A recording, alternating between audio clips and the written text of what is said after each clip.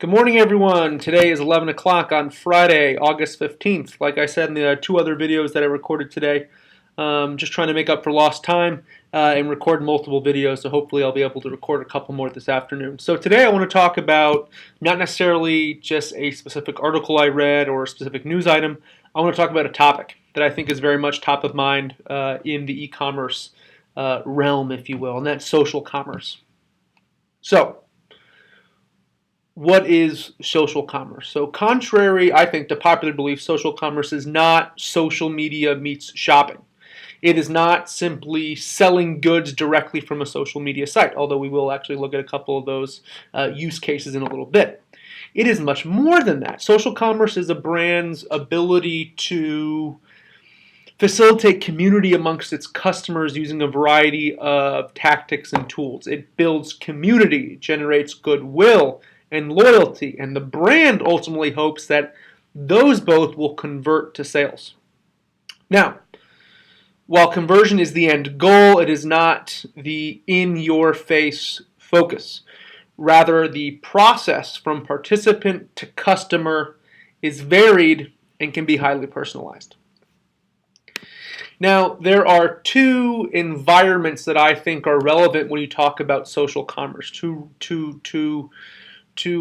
sandboxes that folks play in, right? First, there is in-network. We're talking about third-party social media properties like Facebook, Twitter, Instagram, Pinterest, Google+, etc. The second one is in-house. That is an asset that you own, that you control. It can be a portion of your website. It can be a mobile application for a smartphone or a tablet. Now let's take a look at some of those in-network examples or in-network opportunities that folks have to actually do social commerce, followed by one in-house social commerce endeavor that I think is really top of the line. So first, you have Amazon Cart. So what Amazon Cart is, that's an initiative. It's unclear if that's a partnership between Amazon and Twitter, but regardless, what enables folks to do, Twitter users can add a product to an Amazon cart from any tweet containing an Amazon product link, and then the customer actually checks out via Amazon. You also have the Pinterest gifts feed. Now, the gifts feed displays a curated list of product pins that contain additional details like pricing, availability, store name, and also a link to the actual product details page for that company. Next, these are two examples, one for Facebook and one for Twitter. One that's already been admitted or released that in terms that it's in development. The other one is simply a rumor. The one that's been confirmed that it's in development is the Facebook Buy button. The Facebook Buy button, it's rumored to enable that Facebook users, that will allow Facebook users to buy items directly from a brand's newsfeed. So obviously that is adding a commerce element to Facebook, to the newsfeed, which is obviously the most popular and most looked at piece of real estate in Facebook, both from a mobile perspective and also from the website. And therefore it is very different than the previous commerce initiative that Facebook launched, was actually having in-store, actually having brand stores in Facebook.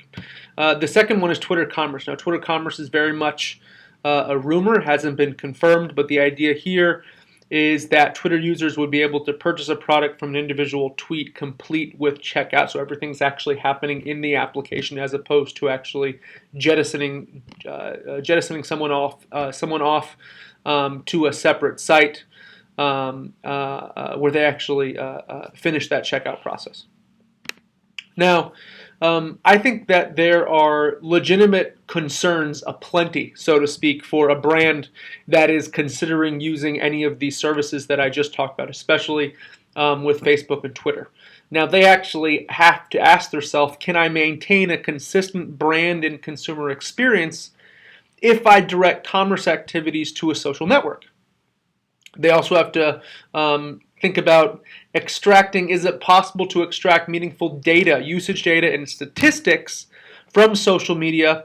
Will I have access to analytics, metrics, and KPIs to actually measure success? This is already proven to be difficult. And finally, will my customers' privacy and data be protected? And if there is a breach or controversy, how much will I be blamed as a brand?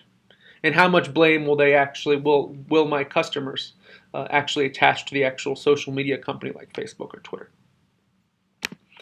What I'd like to do now is quickly look at a in-house social commerce example, and what I want to look at is a couple pieces by Sephora.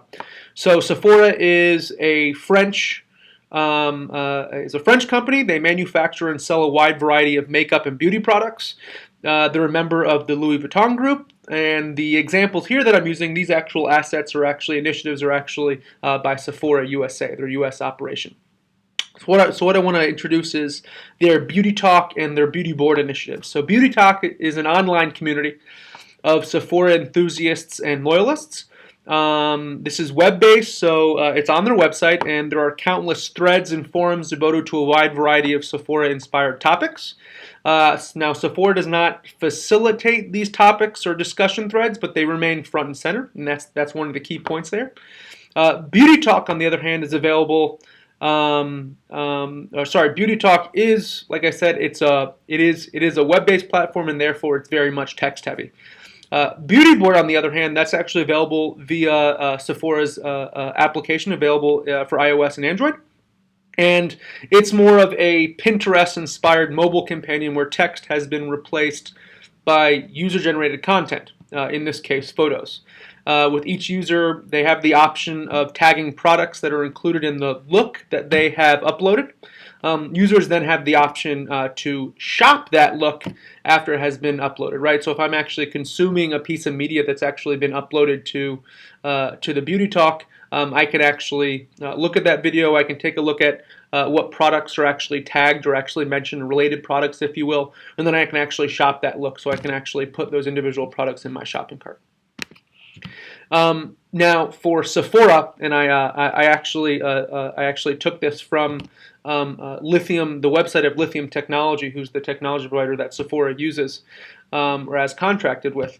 Sephora, the value of Beauty Talk and Beauty Board as a commerce driver is the fact that community members spend 2 times more than the average customer, while the superfan, so the superfan is someone that's posting content, generating content, commenting on content, multiple times a day. That fan spends 10 times more than the average customer. So that goes back to the idea that social commerce is not necessarily selling goods through social media through a third party, but it's the idea of actually generating community, and from that community, you're actually generating sales. You're actually generating sales from that goodwill and that loyalty that's inspired by the quality of conversation, where the brand very much is front and center.